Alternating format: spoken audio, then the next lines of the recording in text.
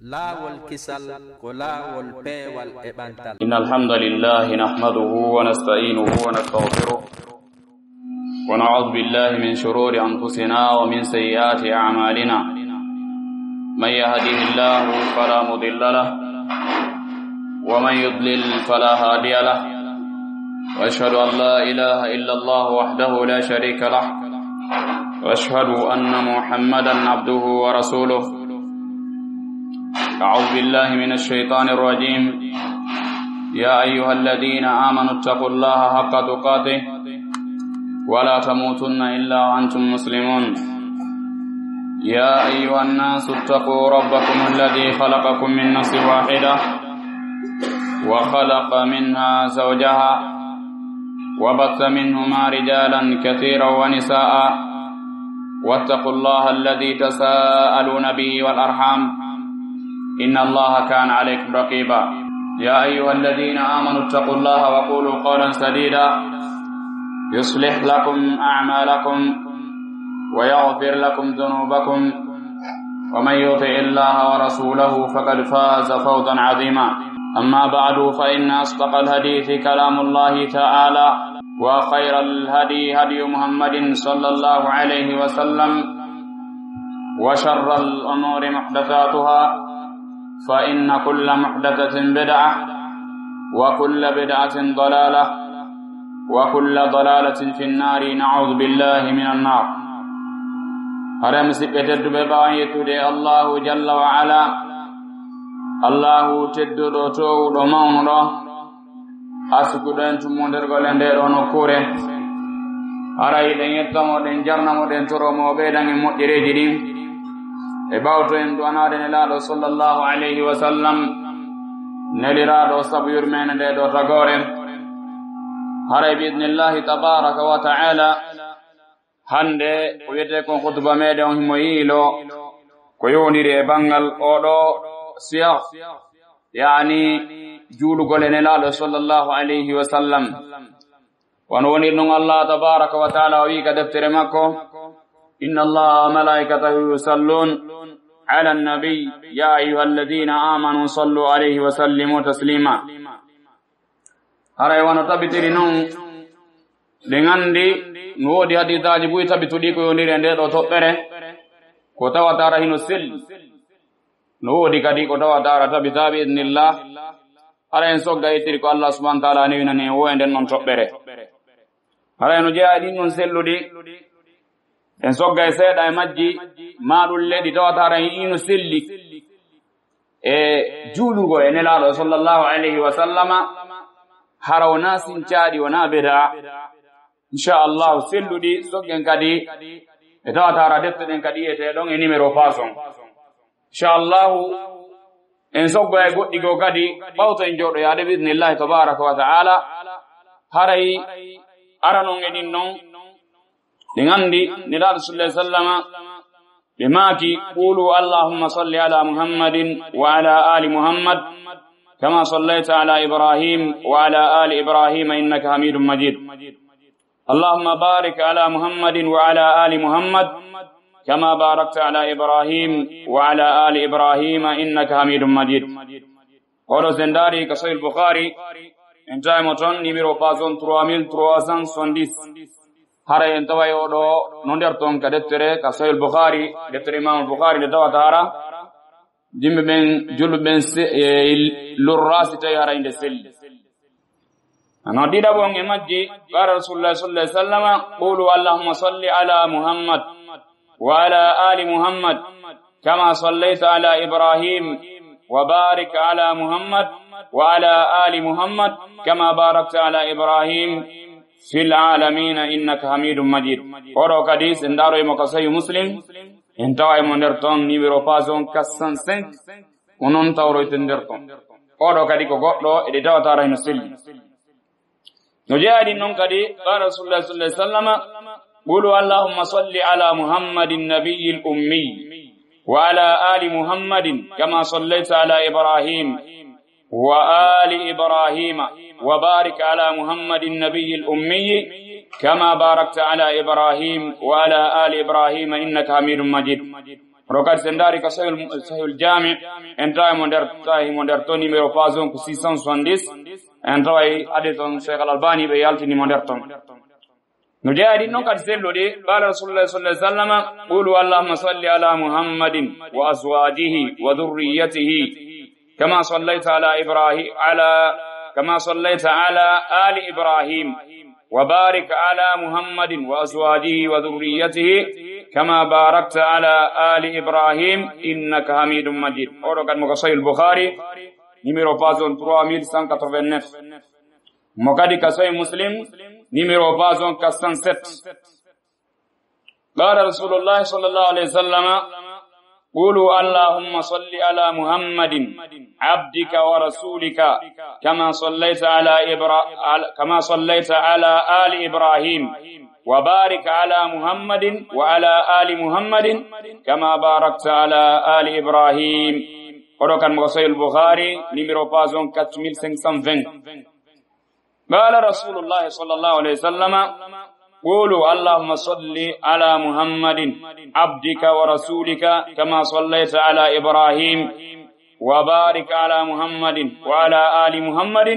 كما باركت على إبراهيم وآل إبراهيم. وركن مصحف البخاري numéro page 5997. غيني توديون قال رسول الله صلى الله عليه وسلم قولوا اللهم صل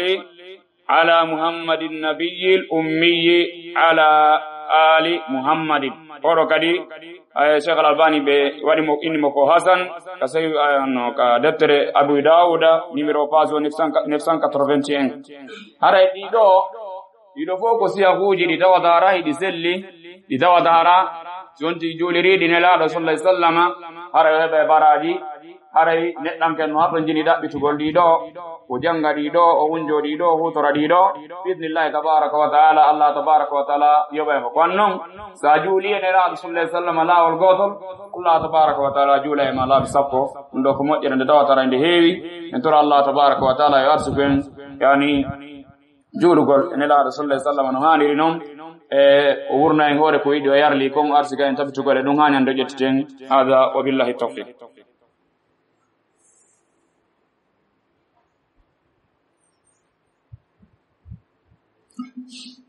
الحمد لله وحده ثم الصلاة والسلام على رسوله المصطفى وعلى آله وصحبه الكرام بعد. هري باوترون نون نسوغا يوغا سياهوجي دي تواتهارا إنون دي سلا بإذن الله تبارك وتعالى. هري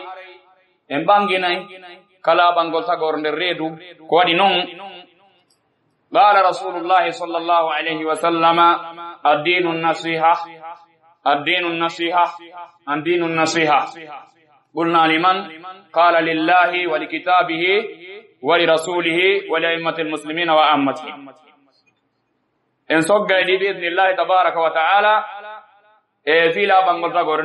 ريدو إكواني نون hande ko yete ron non ko yete kon o tajdid heedin tingol ko hunde de dawatara de metti fi de sabti ko wadi wiiji buyno saaki di tawatara di sella wiiji buyno saaki di tawatara di sella awnaji mo betano taaki goddum no jogiti goddum edin di sella jonnon kala ko inda sella ara memi bennon aynin do ka sella ara memi bennon ande kadi joni konno warrete ko en yewtu ko windi kon kadina men labbinen jama ngendo ko laabi be gollira dum no ngabe ta jomma be bisa ka ko en fanku si tawi en fanki nafa jangu golle tawi en fanki nafa argol qur'an e sunna Allah subhanahu wa ta'ala innal ladina yaktumuna ma anzalna min albayinati wal huda min ba'di ma bayyanahu lin-nasi ulaika yal'anuhumullah wa yal'anuhumul la'inun illa alladina ila akhir al-aya. Donc haray no jeeyidin itawata hara di sella e jamanu duawu itagolli fiyo be hewu ndedo mo jere julugol en laado sallallahu alaihi wasallam be ngande on Ibn Qayyim al-Jawzi be janti mo jereji julugol en laado sallallahu alaihi wasallam yawdi ko wiyete kom cappannay e goddum e nder din don no e mudum no jeya ko duwada babe ma julugol en laado sallallahu alaihi wasallam wadi sa juli en laado sallallahu alaihi wasallam Allah tabaraka wa taala ruttai ko yete ko ruune laado sallallahu alaihi wasallam be jaabo ko julla ko e mabbe naam joni non dum bennay kaari biddo kaari juli e ma kaari biddo kaari jon inde baba en manden wowlete kanelaado sallallahu alaihi wasallam sabu an ko julla ko en laado sallallahu alaihi wasallam no jeya ko duwada en laado sallallahu alaihi wasallam non yani no jeya ko duwada baba en ma julugol en laado sallallahu alaihi wasallam no jeya din don salatuji di tawada radi sallallahu اللهم صل على محمد طب القلوب ودوائها وعافية الأبدان وشفائها ونور الأبصار وضيائها وعلى آله وسلم قولوا وصيغة مضادرة وجياك يسلو دي نتانك ينسيتاي مغولي تردي أودو مهاني وإتاقلمو وادي وسلا وادي كسلينتا danda balli sellina berde ko Allah subhanahu wa ta'ala ande nata do nelaado sallallahu alaihi wasallam sellina nelaado sellinta nelaado ko sellintedo bal wona sellinowo Allah subhanahu wa ta'ala wi qul la amliku li nafsi naf'an wala darran illa ma sha Allah ndon hollaen wondema haray tigi on ko Allah subhanahu wa ta'ala jogi ko yete ko sellingol wona nelaado sallallahu alaihi wasallam nelaado kadi hadi ende fekkiti tenge mabbe nelaado sallallahu alaihi wasallam ma kila turuni kama atarat an-nasara ibn maryama fa inma ana abdun faqulu abdullah wa rasuluhu al-hadith rawahu al-bukhari ndon fon hollaen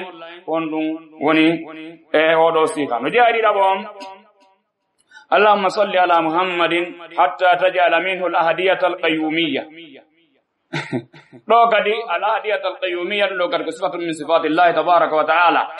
نلا صلى الله عليه وسلم بجوغاتي دونون donc yettugol dum jonni tan elaado sallallahu alaihi wasallam ko vekkirtingol en elaado sallallahu alaihi wasallam o do kadi ko siha mutawata hara o sella no jaayto tabrin non allahumma salli ala muhammadin alladhi khuliqat min nurihi kull shay odo kadi siga odo kadi kadi sella on innugol Allah to ba yani on motaga e jalbeedi mum on motaga e jalbeedi mum kala hunde non kadi sella ko wadi awata wiide senni kulla shay no mofti adam alayhi salam no mofti iblisa no mofti ay kulaji din e koseji din awata wiide dido foko en la sallallahu alaihi wasallam ko taga ada ndo ko hunde tawatara ruttade ay haqqil wona fere tun ko yete ko gandal wono andirden non sibbe jangugol hunde enanugol hunde na gotu jangugol hunde dabbitande anda ko dum do woni der ton ko dum do kelli dum do sunna dum do tawhid dum do Allah tabaaraka wa taala adduno e jonne de hunde tun na gotu no serti fes no je hari ni tawtara di salla na bom as-salatu was-salamu alayka ya rasulullah ضاقت هيلتي فادركني يا حبيب الله اورو جزء الاول مكون الصلاه والسلام عليك يا رسول الله ندون نسلي كون وني سلا دانزي on shirko on kontoni kato bere dabire kay don adrikni ya حبيب الله اورو يقول adrikni ya حبيب الله ndo kadi no lundi ko Allah subhanahu wa ta'ala wi kon amman yujibul muttarra idha da'ahu wa yakshifu as-su'a ka suratul nahl yani nane la sallallahu alaihi wasallam faaboto anudo nane la sallallahu alaihi wasallam faaboto anudo faaboto lorrido ko Allah tabaaraka wa ta'ala wallahu tabaaraka wa ta'ala haray sella dinni odo as-salatu kunuka نجي جواب إلين دون صلاة الفاتح وصيغتها اللهم صل على محمد الفاتح لما خلق صيغة دي تعطى ديكسلا أورو كان نجي مدي سنداري وانكا أورو تفسير ابن كثير رحمه الله سنداري قال سبحانه وتعالى إن الله ملائكته يصلون على النبي مجلد يوغا يما كسيرا اللهم صل على سيدنا محمد الفاتح لما خلق والخاتم هادو kono sendari rundo woni don sendari ay rundon odo abul hajjaj al-mizzi wi sanadon hewtane la ali radiyallahu tabaaraka wa ta'ala anhu hewtane ali ko fi onno odo yete do bi salamat al-kindi ويدالي إلى رسول الله صلى الله عليه وسلم بل وليس بمعروف ليس واندا كتولي انقطاع نندرتون يعني انقطاع نسندون ونوانير نون كدي wol don wi wonde masawoli on dolla ol gotol haray no fota sa jangi qur'an arabi gulu jego de ngandi ndo foko peji di tawtara vraiment ko yalla subhanahu wa ta'ala yisi yani la ol gotol salatul fatih no foto ni ray qur'an la bi gulu jego ndo ko ni tawtara de do andarte wadi allah tabaaraka wa ta'ala wi qulini jitamatil insu wal jinnu ala yatu mithli hada yani hada al qur'an la yatu mithli walau kana ba'dhum ba'din dhahira simbe ben fo e jinnaji ni fo mottondiri fiyo be abdu ko fodata e qur'ana adi be sakitibe wata abdude kono goddo wolirta kongol gotol gollon tawno puri qur'ana laabi golu jeego non ko tobberde tawtara de hani wattede illa e muɗum no jeeya e muɗum en sigadi woni ka dalailul khairat yani dalailul khairat ko deftere de tawtara ko deftere al-qadiriyya yani firqa sufiya e tero qadiriyya kambe woni ko gollitirtane no jeeya din non اللهم صل على محمد ما سجعت الحمام ونفعت التمائم دوكادي سلا كوادي نون بوكو يتي تميمة كوتالكي ما نفعت التمائم تاك فونتنو نفو ديكو يتي كون تالكي كونو تالكو نفتا إلا رسول الله صلى الله عليه وسلم ماكي من علق تميمة فقد أشرك كالوا تالكو أرى أنت شركي أن نفودنا تالكو نفو دي نفوكو بيجي يتوى تارا itwa wattede hilla e mudum jonnon no jaari non di tawata hara isella allahumma salli ala muhammadin hatta la yabqa min as-salati shay warham muhammadan hatta la yabqa min ar-rahmati shay subhanallah yani odo gadi tionu ngatta osella ko kanko ko wi ko wondema ko lannugol ko wiyete ko yurmede Allah tabaraka wa taala yani Allah juulu e Muhammad haara heddake julda e fus juulu yani haara heddake e julda e huude yurmina Muhammad haara heddake yurmede e fus odo ko lannugol yurmede Allah tabaraka wa taala nde woni kanko gadi fa ya subhanallah Allah subhanahu wa taala wi qul law kana al-bahru midadan li kalimati rabbi lanafida al-bahru qabla an tanfada kalimatu rabbi walau ji'na bimithlihi madada no ko dobbere de tawtara no jeeya non kadi ko yete kon salatul faraj oro salat Allah wonno salatul faraji onnon kadi mo tawtara o sella aray rutte ka defte sunna en tawa nder ton no jeeya non kadi as-salatul al-bashishatu odo kanyum kadi sella no jeeya mudum ko sigam allahumma shilni min awhali at-tauhid wa awriqni fi ayni bari al-wahdati wa sujja bi fil adiyati hatta la ara wala asma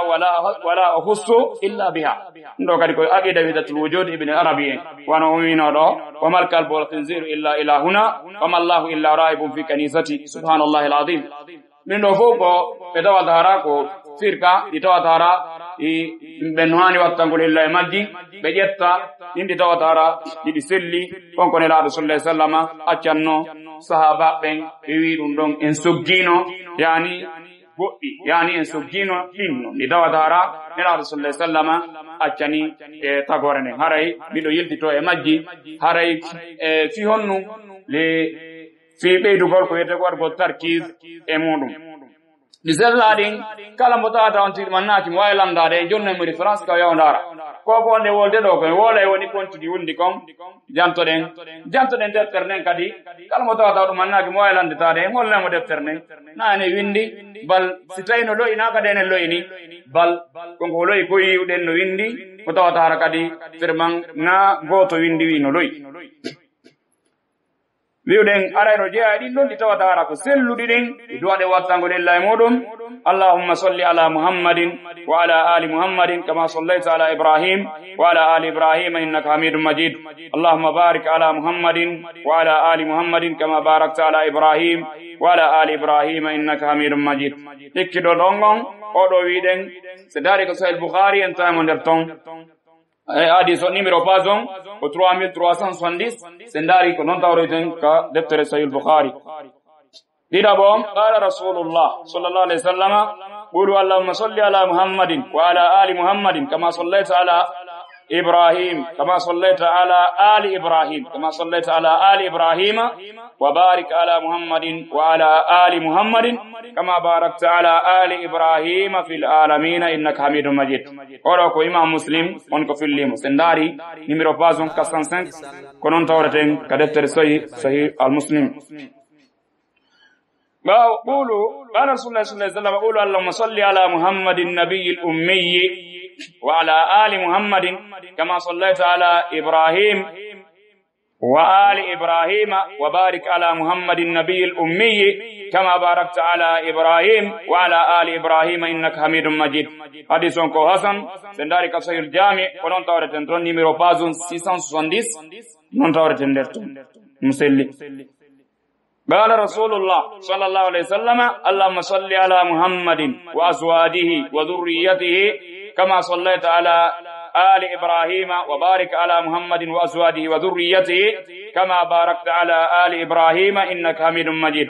سندائك صحيح البخاري نيميرو بازون 3189 كنون تورتين كصحيح مسلم كذلك كسن 7 نيميرو بازون كنون تورتين نون نرتم. قال رسول الله صلى الله عليه وسلم اللهم صل على محمد عبدك ورسولك كما صليت على آل إبراهيم وبارك على محمد وعلى آل محمد كما باركت على آل إبراهيم. وذكر كصحيح البخاري هوني نميرو بازوم 4520 نون تورتن درتون.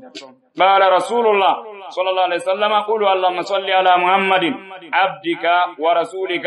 كما صليت على إبراهيم وبارك على محمد وعلى آل محمد كما باركت على إبراهيم وآل إبراهيم.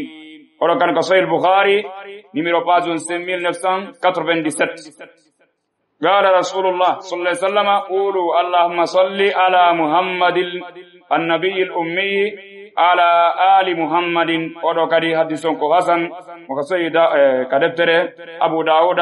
نميرو بازون 981. رايكون فال ليوده يمبن كو يوني توري ديدو سيلودي ديدو دي تawatara di selli on tigi yoni tora dido fiyo hebuna fori julu gongone la sallallahu alaihi wasallam e fika di watawa jettu tawnato e kamba kana la sallallahu alaihi wasallam magi man amila amalan laysa alaihi amruna fa warat.